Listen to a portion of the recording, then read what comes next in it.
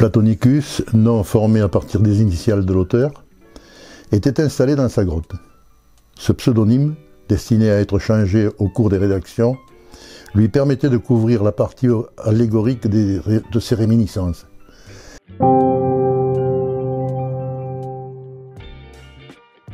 Pouvez-vous nous présenter votre livre? Oui, bien sûr, le dernier, la possession en famille, parce que c'est le dernier livre que j'ai fait à partir de tout ce que j'ai pu apprendre. Et la possession en famille, ce n'est pas une possession de matériel, c'est une possession des esprits. Quand les guerres sont produites, toutes les familles ont été bouleversées. Et dans ce bouleversement, évidemment, il en est monté qui sont passés par les religions ou qui ont pris d'autres directions. Mais c'est par les religions que la nature a été abandonnée. Avez-vous d'autres passions que l'écriture?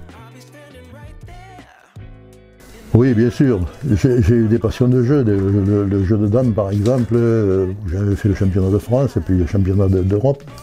Et puis, bon, c'était pour rencontrer des amis et tout. Puis ensuite, j'ai eu des directions des anciens combattants, puisque je suis ancien combattant.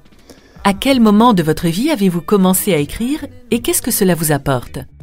Quand je suis sorti de Don Bosco, je suis sorti avec une idée, connaître toute la géographie et toute l'histoire du monde. Parce que ça me touchait évidemment. La peur de l'enfer, c'est quelque chose de terrible. Et mon père me demande, un jour, me dit, bon, tu vas sortir de Don Bosco, mais est-ce que tu préfères, qu'est-ce que tu veux choisir, le petit séminaire ou l'observatoire de Haute-Provence où ton oncle était chef de chantier et t'apprendra l'électricité? Je lui ai dit, je ne veux pas être curé. Et je lui ai dit, c'était irrémédiable. Donc, je suis parti dans les Basses-Alpes, où là, j'ai vu l'observatoire, et puis, c'était une chance, en quelque sorte, parce que la nuit, j'allais, pendant les nuits sans lune, j'allais du village de Saint-Michel-Observatoire à l'observatoire à travers les petits chemins, quoi. Et quand j'arrivais à l'observatoire, il y avait des télescopes qui étaient mis à la disposition des visiteurs. Alors je me mettais là et je regardais les étoiles. Et je cherchais derrière les étoiles où pouvait se situer l'enfer et le paradis. Parce qu'il n'y avait pas de raison que si on devait brûler toute l'éternité ou bien être sauvé, il fallait bien que ce soit quelque part. Mais j'avais 13 ans. Je suis sorti de Moscou à 13 ans, donc de 13 ans à 17 ans, j'étais à l'observatoire. Oui. Je suis revenu donc à Montagnac pour être avec ma mère de nouveau. Et c'est là que j'ai repris des lectures de livres, puisqu'il y avait les livres de mon grand-père qui était instituteur de Jules Ferry, qui avait laissé Voltaire, qui avait laissé Molière, qui avait laissé quelques ouvrages que je prenais le dimanche dans la campagne pour les lire à haute voix. Parce que Rabelais, lu à haute voix, n'est pas le même que si on le lit avec les yeux. Et donc, je lisais ça, je me suis régalé, et puis alors après, j'ai voulu faire quelques mots, j'ai pris un porte-plume, j'ai écrit, et puis j'ai commencé là, et ça ne s'est jamais arrêté. Combien de temps consacrez-vous à l'écriture?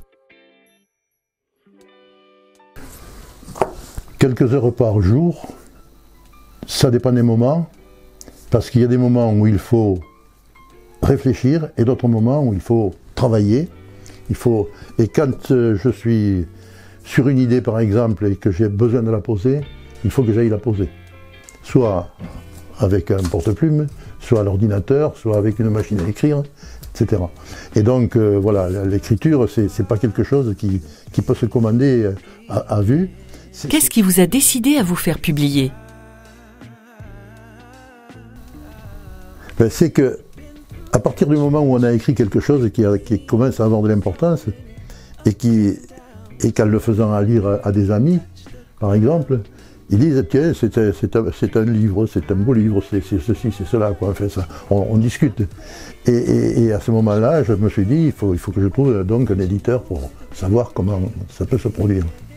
Et l'éditeur, étant donné que je suis dans le Midi, je l'ai trouvé à Nice. Avez-vous d'autres projets d'écriture?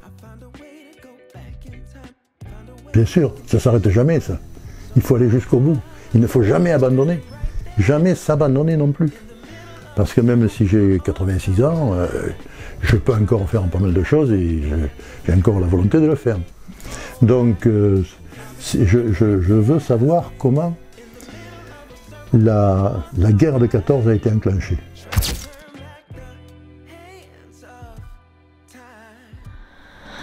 Les éditions Saint-Honoré au plus près de ses auteurs.